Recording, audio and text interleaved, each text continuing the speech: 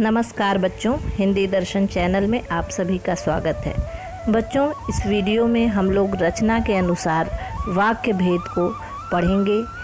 तो सबसे पहले हम वाक्य के बारे में एक बार पुनः समझ लें कि वाक्य होता क्या है। सार्थक शब्दों का व्यवस्थित समूह जिससे अपेक्षित अर्थ प्रकट हो उसे हम वाक्य कहते हैं। जैसे वर्षा हो रही है, मोहन एक अच्छा लड़का है। इस तरह से जो भी शब्दों का समूह अपने पूरे अर्थ को प्रकट करे, अपेक्षित अर्थ को प्रकट करे, वो वाक्य कहलाता है। हमें पढ़ना है वाक्य के भेद।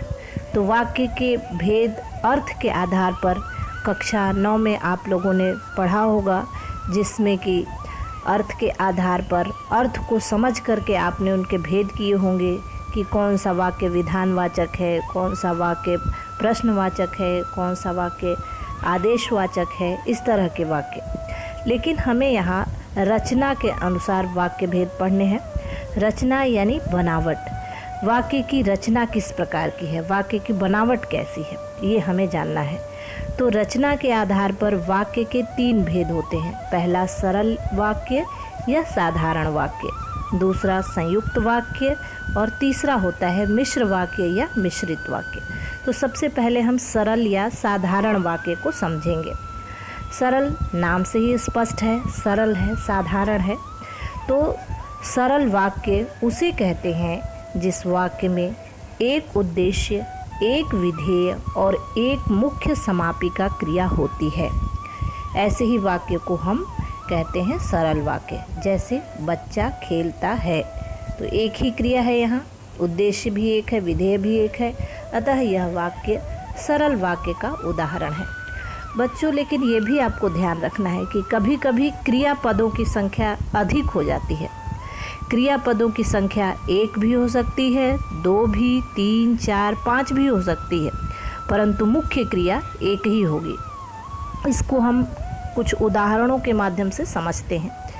एक क्रियापद वाले जो सरल वाक्य होते हैं वो इस प्रकार के से है, जैसे कि राम राजा थे। तो ये स्पष्ट है कि एक ही क्रिया इसमें है, थे, तो ये आप आसानी से समझ लेंगे कि यह सरल वाक्य है। लेकिन 2 क्रियापदों वाले भी सरल वाक्य होते हैं, जैसे रोश बाजार जाता है। जाता है 2 क्रियापद यहाँ प्रयुक्त हुए हैं, लेकिन मुख्य एक है, इसलिए यह भी सरल वाक्य है। 3 क्रियापदों वाले भी सरल वाक्य होते हैं, जैसे नीलिमा दौड़ती जाती है। दौड़ती जाती है 3 क्रियापदों का प्रयोग यहाँ पर हुआ है, लेकिन मुख्य क्रिया सिर्फ दौड़ना है, अतः यह भी सरल वाक्य का उदाहरण है। 4 क्रियापदों वाले भी सरल वाक्य होते हैं, जैसे शिशिर योग किए जा रहा था। किए जा रहा था, इस प्रकार से 4 क्रियापदों का प्रयोग यहाँ हो रहा है, लेकिन मुख्य बात एक है, अतः यह भी सरल वाक्य का उदाहरण है। 5 क्रियापदों वाले भी सरल वाक्य होते हैं, जैसे वह एक कक्षा में ही फेल होता चला आ रहा है। होता चला आ रहा है, इस तरह से ये 5 क्रियापदों का प्रयोग यहाँ हो रहा है, लेकिन मुख्य बात एक है, अतः यह भी सरल वाक्य का उदाहरण है। तो इस तरह से जितने भी वाक्य हमने अभी पढ़े हैं, ये सभी सरल वाक्य हैं, क्योंकि इनमें एक ही मुख्य क्रिया है। मुख्य क्रिया के साथ जो अन्य क्रियापद वाक्य को पूरा करने में अपना सहयोग दे रहे हैं, उन्हें हम कहते हैं सहायक क्रिया। अब हम दूसरा वाक्य पढ़ेंगे, जिन्हें हम कहते हैं संयुक्त वाक्य। संयुक्त भी नाम से स्पष्ट है, संयुक्त यानी मिला करके एक वाक्य बना दिया जाए। जिस वाक्य में 2 या 2 से अधिक समान स्तरीय साधारण वाक्य समानाधिकरण समुच्चय बोधक अव्ययों के द्वारा जुड़े हों और अर्थ के लिए एक दूसरे पर निर्भर न हो, उन्हें हम कहते हैं संयुक्त वाक्य। जैसे दिनकर जी आज प्रातः अपने घर गए और वह शाम को लौट आए। अब देखिए, यहाँ 2 समान वाक्य समुच्चय बोधक अव्यय के द्वारा जुड़े हैं। पहला वाक्य है दिनकर जी आज प्रातः अपने घर गए। एक वाक्य ये है सरल वाक्य, और दूसरा वाक्य है वह शाम को लौट आए। ये भी एक सरल वाक्य है। दोनों वाक्य और नामक समुच्चय बोधक अव्यय से जुड़े हुए हैं। तो दोनों जुड़ करके जो वाक्य बन गया वो हो गया संयुक्त वाक्य। और दोनों वाक्य अपने आप में पूर्ण हैं, एक दूसरे पर निर्भर नहीं हैं। क्योंकि अगर हम कहते हैं कि दिनकर जी आज प्रातः अपने घर गए, तो ये वाक्य पूरा है, इसमें कुछ अधूरा नहीं लग रहा है। और इसी तरह से वह शाम को लौट आए, ये भी एक पूरा वाक्य है, इसमें भी कुछ अधूरा नहीं लग रहा है। तो ये दोनों वाक्य अपने आप में पूर्ण हैं, एक दूसरे पर निर्भर नहीं है, इसीलिए यह वाक्य संयुक्त वाक्य हो गया। संयुक्त वाक्य में शब्द योजक जो होते हैं और, या, किंतु, परंतु, अतः इस तरह के अव्यय होते हैं जो उनको जोड़ते हैं। यदि इन योजकों को हटा दिया जाए तो प्रत्येक वाक्य के स्थान पर दो वाक्य बन जाएंगे और दोनों सरल हो जाएंगे या मिश्र वाक्य भी हो सकते हैं। तो इस तरह से इन योजकों के द्वारा जुड़े हुए दो सरल या मिश्रित वाक्य संयुक्त वाक्य कहलाते हैं। अब इसके हम कुछ और उदाहरण जान लें। जैसे और अव्यय से जुड़ा हुआ जो उदाहरण है, बिजली गई और छुट्टी हुई। तो यहाँ दो वाक्य है, बिजली गई और दूसरा वाक्य है छुट्टी हुई। दोनों को मिलाकर के जब हम एक वाक्य बना रहे हैं तो बीच में और अव्यय जोड़ रहे हैं। तो और अव्यय से जुड़े होने के कारण यहाँ पर जो वाक्य बना वो हो गया संयुक्त वाक्य। इसी तरह से अतः या इसलिए योजक से जुड़ा हुआ भी एक वाक्य जान लेते हैं। वह देर से पहुंचा इसलिए चाचा जी से नहीं मिल सका। यहाँ भी दो वाक्य है सरल। वह देर से पहुंचा, ये भी अपने आप में पूर्ण अर्थ प्रकट कर रहा है, और दूसरा चाचा जी से नहीं मिल सका, यह भी स्पष्ट है। दोनों को जोड़ने के लिए बीच में इसलिए योजक का प्रयोग हुआ है, और दोनों वाक्य जुड़ करके जब एक वाक्य बनते हैं तो यह हो जाता है संयुक्त वाक्य।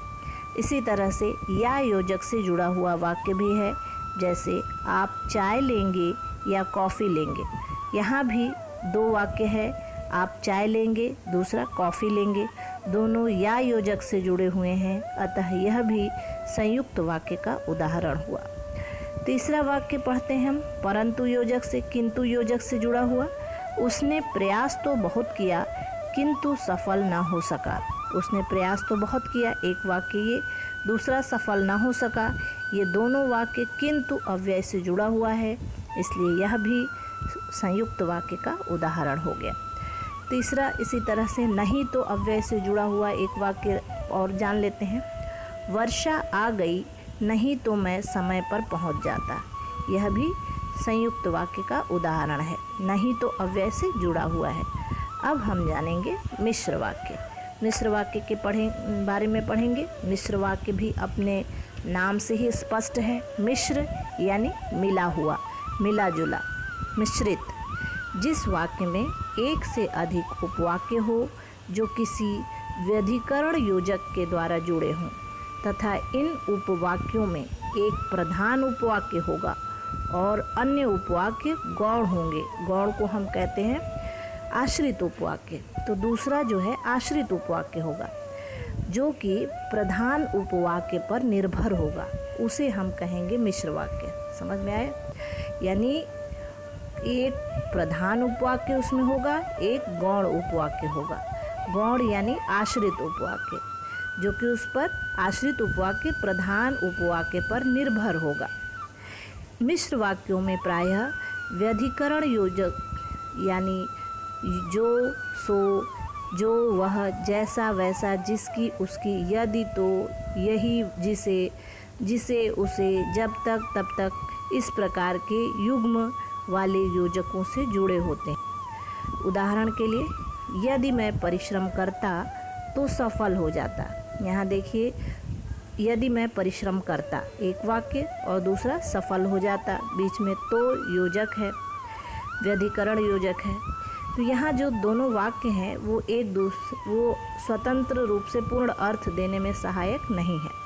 इसमें एक सफल हो जाता और दूसरा है यदि मैं परिश्रम करता। तो हम कैसे पहचानेंगे कि इसमें कौन सा वाक्य उपवाक्य प्रधान उपवाक्य है और कौन सा उपवाक्य आश्रित उपवाक्य है। तो इसे पहचानने के लिए हमको इस वाक्य को सरल वाक्य में बदलना होगा।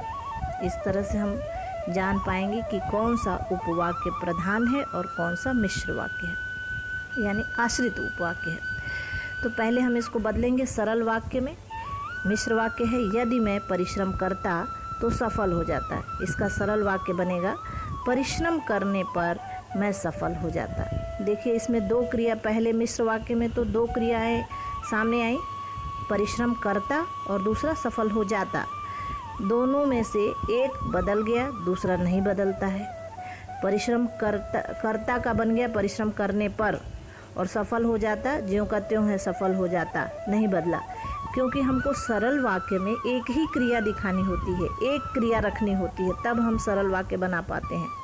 तो जो बात जिस उपवाक्य में बदल जाता है क्रिया, वो होता है आश्रित उपवाक्य, और जिस उपवाक्य में क्रियाएं नहीं बदलती हैं वो होते हैं प्रधान उपवाक्य। तो इस तरह से परिश्रम करने पर मैं सफल हो जाता में परिश्रम करना, परिश्रम करता बदल के परिश्रम करने बन गया। तो इसलिए परिश्रम करता वाला जो वाक्य है, यदि मैं परिश्रम करता, ये आश्रित उपवाक्य हो गया।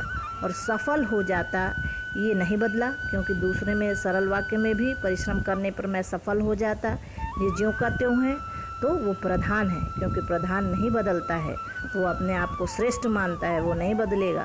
तो ये ध्यान रखिए, जो नहीं बदल रहा है वो प्रधान, और जो बदल जा रहा है वाक्य सरल बनाने में, वो हो गया आश्रित उपवाक्य। तो इस तरह से हम प्रधान उपवाक्य और आश्रित उपवाक्य की पहचान करते हैं। अब हम आश्रित उपवाक्य के भेद पढ़ेंगे। आश्रित उपवाक्य के 3 भेद होते हैं, संज्ञा उपवाक्य, विशेषण उपवाक्य और क्रिया विशेषण उपवाक्य। इन तीनों के बारे में बहुत अच्छी सी जानकारी लेके दूसरे वीडियो में मैं पुनः उपस्थित होंगी। तब तक के लिए नमस्कार।